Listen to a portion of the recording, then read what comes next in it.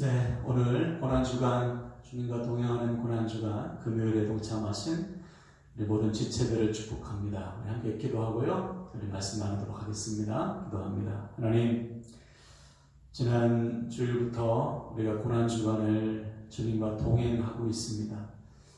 주님의 오심과 또 주님의 십자가의 달리심을 우리가 한 걸음 한 걸음 따라가면서 우리를 향하신 주님의 사랑이 얼마나 크신지, 마지막까지 우리에게 말씀하시고자 하신 주님의 그 말씀이 무엇인지 매 시간마다 말씀을 붙들고 결단하고 있습니다. 하나님이 결단에 그치는 것이 아니고 삶으로 실천되고 순종되어져서 우리의 삶에 주님의 향기가 드러나고 주님께서 기뻐하시는 삶의 열매가 가득 열릴 수 있도록 오늘 이 시간에도 함께 하시고 역사하여 주옵소서. 감사드리며 예수님의 이름으로 기도하옵나이다. 아멘. 아멘. 자, 오늘 말씀은요, 마가복음 15장입니다. 마가복음 15장 33절에서 39절까지 보겠습니다. 마가복음 15장 33절에서 39절까지.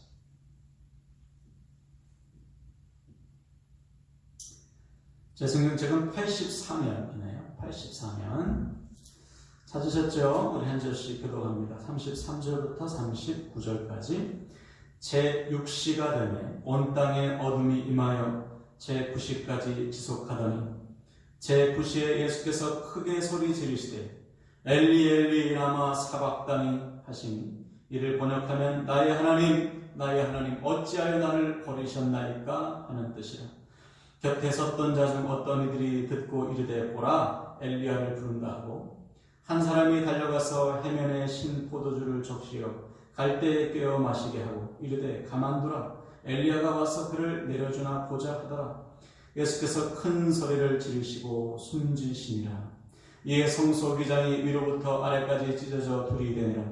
예수를 향하여 섰던 백부장이 그렇게 숨지심을 보고 이르되 이 사람은 진실로 하나님의 아들이었도다 하더라. 아멘. 네, 오늘 주님과 동행하는 고난주간 마지막 시간 금요일 말씀의 제목은 우리 때문에 버림받으셨습니다 라는 제목으로 말씀을 나누도록 하겠습니다. 오늘은 주님께서 십자가에 달리신 날입니다. 어제 제자들과 마지막 식사를 마치신 주님은 산에 올라가셔서 몸부림치며 기도하셨죠. 이유가 무엇이었습니까? 우리에게 모든 것을 내어주시기 위해, 자기의 몸을 찢으시고 우리를 위해 피를 쏟으시기 위해 주님은 온 힘을 짜내서 기도하셨어요. 그렇게 3시간 가까이 기도하신 후에 주님은 담대함을 얻으셨습니다. 그리고 제자들과 함께 산을 내려오셨어요. 바로 그때 주님을 기다리고 있던 사람이 있죠. 바로 유다입니다. 가룟 유다가 주님께 입을 맞추자 유다가 데리고 온 로마 군사들이 예수님을 포박하죠. 체포합니다. 그리고는 예수님을 대제사장의 집으로 끌고 가요. 그 과정에서 제자들은 다 도망가죠. 방금 전까지 내가 죽을지언정 주님을 따르겠습니다 호언장담했던 베드로를 비롯한 제자들이 일순간에 다 흩어집니다. 다만 베드로가 다시 돌아와 먼발치에서 주님을 보는 거예요. 주님께서 대제사장의 집으로 끌려갑니다. 그리고 거기에서 공회가 열려요. 원래 공회는 낮에 열려야 되는데 불법으로 이제 밤에 열리게 된 것입니다. 공회는 쉽게 말해서 유대인들의 재판이죠. 그들은 말도 안 되는 죄목으로 예수님을 결박하고 밤새도록 매질을 하며 신문합니다. 베드로가 지금 그 모습을 지켜보고 있어요. 얼마나 속으로 갈등이 됐겠습니까? 근데 그때 마침 한 여자 하인이 베드로를 알아보죠. 이 사람 예수의 제자다. 같은 무리다. 베드로가 부인합니다. 또 1시간 있다가 또 여자가 이 사람 맞는데 예수의 무리가 맞는데 또 갈릴리 사람이 아니냐. 그렇게 계속 하자 나중에는 베드로가 어떻게 했어요? 3번째 부인할 때는 주님을 저주하면서 부인했어요. 그러자 그때 마침 닭이 웁니다. 주님께서 하신 말씀이 기억났어. 네가 닭이 2번 울기 전에 나를 3번 부인할 것이다. 다른 복음서에 보면 베드로가 마지막 3번째 부인할 때 주님과 눈이 마주쳐. 베드로를 바라보시는 주님의 눈이 어떤 눈이었을까요? 흘겨봤을까요? 베드로를? 아니죠. 여전히 베드로를 사랑하시는 눈빛. 그러자 베드로는 밖에 나가 통곡하며 웁니다. 날이 샜어요. 주님은 이제 이스라엘의 총독이었던 빌라도에게 끌려갑니다. 근데 빌라도가 보니까 죄가 없어요. 유대인들이 뒤집어 씌운 죄가 전혀 해당되지 않아요. 증거도 없고. 그래서 사람들에게 제안하지요. 마침 6월절 명절을 두고는 죄인을 풀어주는 전통이 있었지 않습니까? 그래서 빌라도가 사람들에게 말하는 거예요. 나 이 예수라는 사람에게서 죄를 찾지 못했는데 6월절을 맞이해서 풀어주는 게 어떠냐? 그러자 사람들이 소리 지르며 반대하죠. 안 됩니다. 십자가에 못 박으소서. 여러분 며칠 전만 해도 종려나무가지를 흔들면서 주님을 환영했던 사람들이 이제는 주님을 십자가에 못 박으라는 거예요. 자기들이 원하는 예수가 아니라는 거죠. 자기들이 원했던 메시아가 아니기 때문에 철저히 버리는 거예요. 빌라도가 참 난감하죠. 더욱이 전날 밤에 빌라도의 부인이 꿈을 꿨는데 예수를 건들지 말라는 거예요. 신신당부해서 풀어줘라. 빌라도도 보니까 예수가 죄가 없거든. 그래서 고민하는 겁니다. 근데 가장 큰 고민이 뭐예요? 그 당시에 왕은, 총독은 사람들의 인기로 먹고 사는 거예요. 여론이 물러가면 언제든지 바뀌는 자이기 때문에 사람들에게 잘 보여야 돼요, 빌라도가. 그래서 결국 어떻게 결론을 맺지요? 사람들이 원하는 대로 예수님의 죄를 인정하고 십자가에 못 박히도록 내어주는 거예요. 자, 이제 예수님께서 또다시 배를 맞으신 다음에 십자가를 치고 골고다 언덕을 오르십니다. 밤새도록 신문을 당하시고 매질을 당하셨으니 제대로 걷지도 못해요. 특히 그 당시에 로마 군사들이 때렸던 채찍은 채찍 끝에 쇠붙이나 동물의 뼈가 붙어 있어요. 그래서 그것을 치면 살점이 다 떨어져 나온답니다. 그래서 기록에 의하면 채찍을 맞은 사람들은 하나같이 갈비뼈가 다 보일 정도로 상처를 입었다는 거예요. 예수님도 마찬가지셨겠지요. 온몸이 망친 차이가 되었어요. 그래서 이제 십자가를 지고 골고다를 오르시는데 힘이 있어야죠. 자꾸만 넘어지는 거예요. 그러다가 예수님께서 넘어진 그 자리에 구레네에서 온 시몬이라는 사람이 있었어요. 시몬을 본 로마 군사가 억지로 예수님의 십자가를 대신 짊어지게 합니다. 이제 예수님과 시몬이 함께 십자가를 지고 처형 장소인 골고다 언덕으로 오르는 거예요. 그리고서 시간이 흘러서 제3시 오전 9시에 골고다에 도착하셨습니다. 양손과 발에 대못을 박았어요. 대못이 박힌 채 십자가에 달리셨습니다. 그때 주님을 본 사람들이 주님을 조롱하죠. 십자가에서 내려와 봐라. 네가 다른 사람은 구원하되 네 자신을 구원하지 못하는구나. 조롱하며 박수치며 저주했어요. 근데 예수님은 그들을 보고 뭐라고 말씀하셨죠? 아버지여, 저들의 죄를 용서하소서.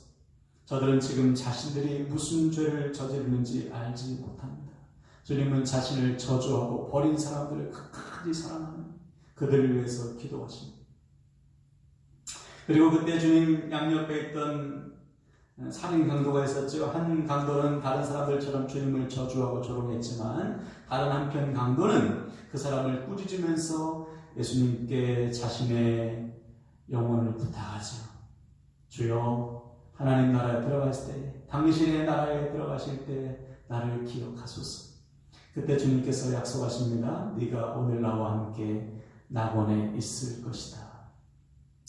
그리고 시간이 흘렀습니다. 제6시 낮 12시에 온 땅에 어둠이 임하기 시작했어요. 그리고 3시간 뒤인 오후 3시에 주님께서 선포하셨습니다. 부르짖으셨어요. 34절에 제9시에 예수께서 크게 소리 지르시되 엘리 엘리 라마 사박다니 하시니 이를 번역하면 나의 하나님 어찌하여 나를 버리셨나이까. 예수님은 하나님께 버림받으셨어요. 하나님은 예수님의 부르짖음, 울부짖음에 침묵하셨습니다. 누굴 위해서?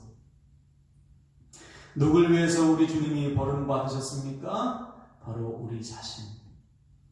우리 자신을 살리시려고 하나님은 하나님의 아들 예수 그리스도를 버리셨어요. 사람들에게 철저히 버림받게 하셨습니다.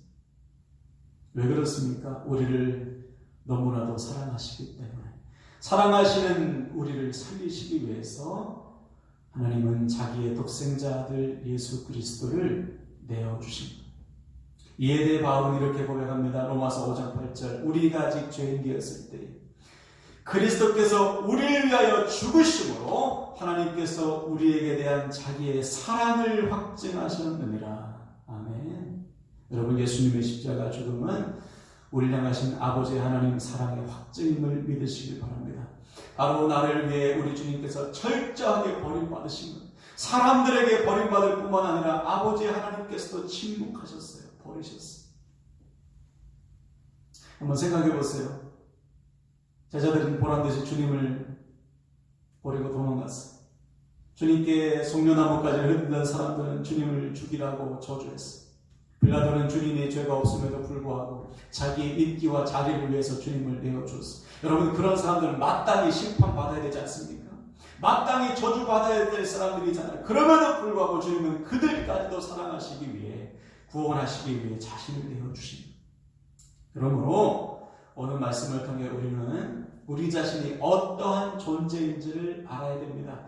예수께서 자신을 다 내어주실 정도로 하나님께서 하나님의 아들이신 예수 그리스도를 버리실 만큼 그 정도로 우리는 사랑받는 존재, 그 정도로 사랑하신 존재가 바로 우리라는 사실이에요. 그러므로 사랑하는 여러분, 우리는 그 가치에 맞게 살아가야 됩니다. 그 존재 가치에 맞게 사는 거예요. 주님께서 목숨을 내어주시고 살리신 가치만큼 살고 더 이상 눈에 보이는 유한한 것을 붙드는 인생이 되어서는 안 됩니다. 보이지 않는 영원한 것을 붙드는 인생, 더 이상 죄의 욕망에 사로잡혀 사는 인생이 아니라 이제는 주님을 대신하는 주님의 몸된 교회로서 하나님의 나라를 위해 쓰임받는 인생이 되어야죠. 할렐루야. 그것이 우리를 구원하신 가치. 그래서 바울은 고백하잖아요. 예수님을 만나기 이전에 붙들었던 그 모든 것은 다 배설물처럼 여기고 이제는 가장 고상하신, 가장 가치 있으신 주님을 위해서 산다. 이제는 내가 사는 것이 아니고 이제 주님께서 내 안에 사는 것인데 나를 대신하여 자기 몸을 버리신 하나님의 아들을 위해서 사는 것이다. 이제는 이전과 같은 삶을 살 수 없다는 것. 이제는 더 이상 무가치한 삶에 머물 수 없다는 것이죠. 이제는 주님과 같은 고귀한 인생, 가치 있는 인생이 되어야 한다. 바울은 우리에게 공변하고 있는 거예요. 사랑하는 여러분, 오늘 말씀을 통해서 다시 한번 여러분 결단합시다. 나 같은 죄인을 살리시려고 자신의 몸을 버리시고 나 같은 죄인을 사랑하셔서 아들까지 내어주신 하나님의 사랑을 기억하시고 그 가치에 맞는 삶을 살아가는 저와 여러분 되길 바랍니다. 더 이상 세상의 것 바라보고 살 수 없잖아요. 더 이상 무가치하고 유한한 세상 붙들고 살 수 없지 않습니까? 이제는 영원하신 하나님의 나라, 하나님께서 맡겨주신 영원한 사명, 십자가 붙들고 사는 거예요. 할렐루야. 나를 위해 자기의 몸을 버리신 주님처럼 나도 나에게 맡겨주신 영혼들의 구원을 위해 기꺼이 버림받는 삶까지도 감수하는 거예요. 그때 우리의 삶에도 부활의 영광이 임합니다. 할렐루야. 우리도 주님처럼 생명을 살리는 인생으로 바뀌게 되는 거예요. 쓰임받는 삶이 시작되는 것입니다. 그래서 여러분, 오늘 말씀을 통해서 우리 주님께서 우리를 얼마나 가치 있는 인생으로 거듭나게 하셨는지를 깨닫기를 바랍니다. 나 한 사람 살리시려고요, 우리 주님이 얼마나 큰 희생을 값을 치르셨는지 그 분명한 사랑을 깨닫고 우리도 주님처럼 가치 있는 삶, 주님의 십자가 감당하는 삶을 살아서 우리를 통해 더 많은 사람들이 주님께 돌아오게 되시기를 주님의 이름으로 간절히 축원을 드립니다. 아멘. 아멘. 저를 저와 함께 기도하고요, 말씀을 마치겠습니다. 주님,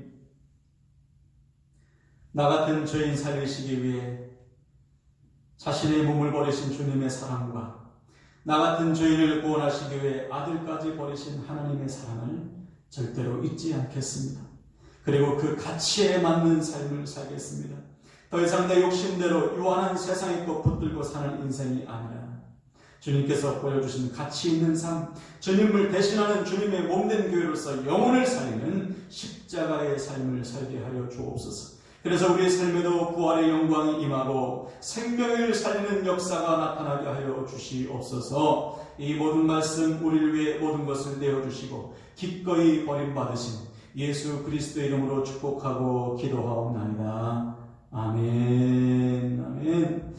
네, 오늘도 말씀 붙들고 기도하겠습니다. 결단 기도할 때 주님, 나를 위해 자신의 모든 것을 내어주신 주님처럼 주님의 그 사랑을 믿고 그 가치에 맞는 삶을 살겠다고 결단하시고요. 중보기도입니다. 나라와 민족의 회복을 위해서 기도합시다. 복음의 1세대 집에서 홀로 믿는 우리 지체들의 믿음과 가족 구원을 위해서 중보합시다. 세 번째, 우리 자녀 세대의 믿음과 삶을 위해서 중보하시고요. 우리 지체들과 목원들의 믿음과 삶을 위해 건강을 위해서 기도하시고 맡겨오신 태신자들의 구원을 위해서 기도합시다. 마지막은 우리 개인 기도, 그리고 우리의 가정, 자녀, 기업을 맡기면서 우리 합심해서 기도할 때 우리 주님 오늘도 반드시 응답하실 줄 믿습니다. 우리 합심해서 기도하시겠습니다. 하나님 아버지, 오늘도 아버지 말씀을 통해 우리를 위해서 모든 것을 내어주시고 기꺼이 버림받으신 주님의 그 사랑입니다. 우리의 삶을 드립니다. 그 가치에 맞는 삶을 살게 하여 주시옵소서. 아버지, 이제는 유한한 인생 주님께서 주셨사오니 거듭나게 하셨사오니 이제는 주님의 몸된 교회로서 주님을 대신하는 삶, 하나님의 나라와 영광을 위해서 쓰임받는 삶, 생명을 살리는 삶으로 변화시켜 주시옵소서. 아버지로도 중보기도 합니다. 나라와 민족의 회복을 위해서 기도합니다. 주여 회복하여 주시옵소서. 아버지, 복음의 1세대 집에서 흘러있는 지체들의 믿음을 위해서 기도합니다. 너와 내 집이 구원을 얻으리라 이 말씀이 반드시 성취되게 하여 주시옵소서. 우리 자녀 세대의 믿음과 삶을 위해서 기도합니다. 가족을 위해서 기도합니다. 직장 생활을 위해서 기도합니다. 흔들리지 않도록 도와주시옵소서. 우리 사랑하는 지체들과 목원들의 믿음을 위해서, 삶을 위해서, 건강을 위해서 기도합니다. 주여, 서로 기도하며 섬겨줄 때에 아버지 목원들의 믿음이 흔들리지 않게 도와주시옵소서. 흔들리 서게 하여 주시옵소서. 아버지에게 맡기신 태신자들이 있으면 그들의 구원을 위해서 어떤 눈물로 기도하며 섬기기를 원합니다. 주여, 우리 중에 생명이 살아나게 도와주소서. 아버지, 우리 삶의 모든 문제 아시지요. 수고와 무거운 짐을 다 주께 맡겨버리고 아버지의 가정을 맡깁니다. 자녀를 맡깁니다. 하나님 재정을 맡깁니다. 직장을 맡깁니다. 기업을 맡깁니다. 주여, 주여, 주여, 주여, 주관하시고 다스리시고 인도하여 주시옵소서.